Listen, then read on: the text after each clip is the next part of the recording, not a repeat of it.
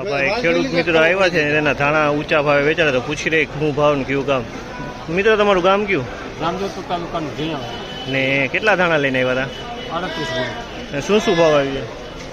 3751 3751. કેટલા વીઘાનો માલ હતો? 10 ને વાઢ્યા પછી કેટલા દિવસ ફૂંકવા હતા?